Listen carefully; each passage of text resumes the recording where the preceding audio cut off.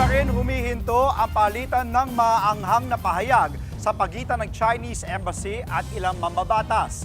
Si ML Party List Representative Laila de Lima iginiit na walang freedom of speech sa China kaya todo ang pambabara ng embahada.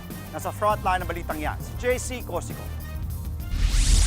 Tuloy-tuloy pa rin ang palitan ng mga maaanghang na salita sa pagitan ng ating mga opisyal at ng Chinese Embassy. Una nang sinabi ni mamamayang Liberal Party List Representative Laila de Lima na nakakatawa raw kung paanong ine-enjoy ng tagapagsalita ng embahada ang freedom of speech sa Pilipinas. Hindi naman daw kasi nila ito magawa sa China dahil kontrolado raw sila roon ng one-party dictatorship. Ang sagot dyan ni spokesperson Li Jinping, mali at hindi raw nakatutulong ang ganyang mga pahayag. Giit niya, nasa Pilipinas daw ang mga kawani ng embahada at diplomats para maging opisyal na kinatawan ng China.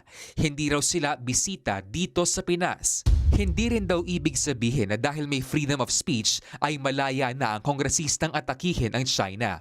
Huwag daw masyadong pilitin ni De Lima na manghialam sa China. Bastos at walang respeto rin daw ang paggamit ni De Lima ng mga salitang dictatorship para ilarawan ang kanilang bansa. Hindi raw yan angkop sa isang mambabatas. Wala pang bagong sagot si De Lima sa mga pahayag na yan ng embahada. Pero para sa isang maritime law expert, ang mga ganyang aksyon ng Chinese Embassy ay maituturing daw na panghihimasok sa domestic affairs ng bansa. Direct intervention na yan, direct interference na yan, dun sa democratic participation, democratic discussions ng bansa. Okay? So, kumbaga off-limits talaga sa kanila yan, kung totoo silang diplomat.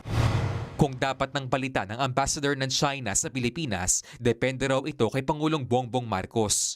Samantala, sinagot naman ni Philippine Coast Guard spokesperson for the West Philippine Sea Commodore J. Tariela ang mga nagsasabing pang-titrigger lang sa China ang dulot ng transparency efforts ng gobyerno sa West Philippine Sea.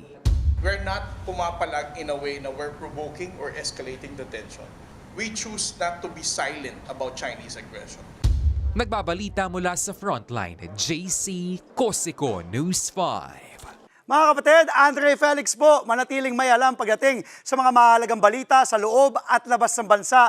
Mag-follow at mag-subscribe na po sa social media pages ng News 5.